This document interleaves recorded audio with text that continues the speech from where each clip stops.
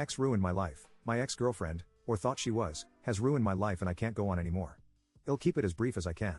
In the year 2019 I started seeing a girl outside of my local area. I thought we got on pretty well and after a few months I asked her to be in a relationship and she agreed. In the following several months I noticed very strange posts from her friends I had began following on Instagram, which I perceived to be directed at me because of how relevant they seemed, but I brushed it off and she buttered me that it wasn't and I believed her. In the following months they became more frequent, then she began to post similar things after I had asked her about them. She would act very strange and secretive. Having not had much relationship experience at the time I was naive to how to approach this and started trying to spend more time with her. Then I did a bit of investigating and went onto her Twitter. I didn't nor have ever used Twitter. To my surprise all of her friends had quotes about my personal life that I talked about with her. Again, she denied it. After this on video calls she would ask me to do specific things. Nothing intimate, just stupid really, but I thought it was all in good fun. Like us dancing on video call and playing her a song I wrote. I never claimed to be a good songwriter or poet or anything of that nature.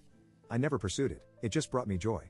Later I would be made fun of for having these hobbies and now no longer enjoy them out of fear of ridicule. Eventually I ended the relationship because my gut feeling was that she was leading me on for some sort of sick and twisted abuse. God, how right was I? So after a few months of being apart life was going really well for me and then, on that fateful day I decided to check her Twitter to see how she was doing out of curiosity. It was then I saw a post indirectly accusing me of abuse, intimate inappropriate behavior and all other kinds of horrible things. None of which are true, it goes without saying.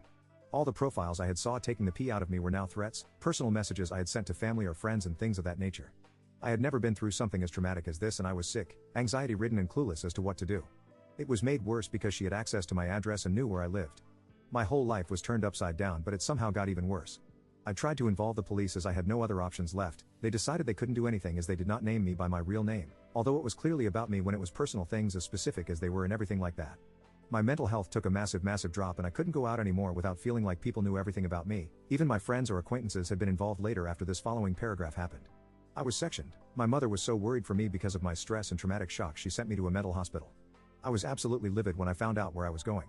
I had been put on the intensive care unit where I was without medication for 4 weeks. They had diagnosed me with psychosis even though I heard no voices or anything of that nature. Those were the best 4 weeks I had from when I saw that post until current day. I was social, rational and posed no danger to anyone.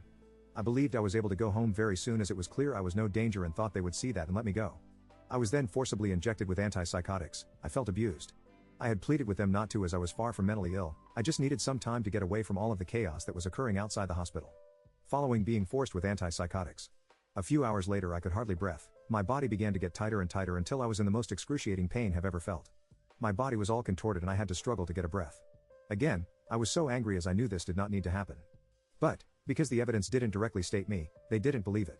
Also, I was told it wasn't the medication. It was anxiety, which is almost laughable considering since my initial first day I was nowhere near as anxious as I was when surrounded by the chaos that was happening beyond those walls.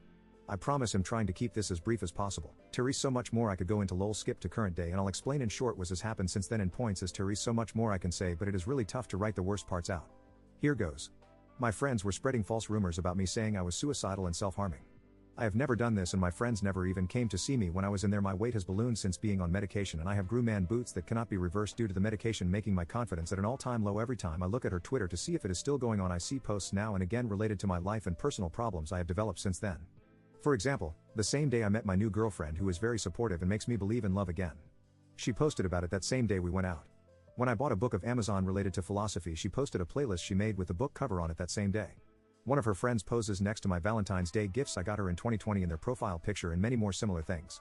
When I say she hacked my accounts or something along those veins I am instantly dismissed because it seems so outlandish, but when I was freaking out about it I noticed one of her friends followed a page related to hacking, but that's merely circumstantial, but interesting to note. I have been discriminated legally by companies I have applied to work for because of my diagnosis, even though I do not have delusional disorder, which it was eventually diagnosed as.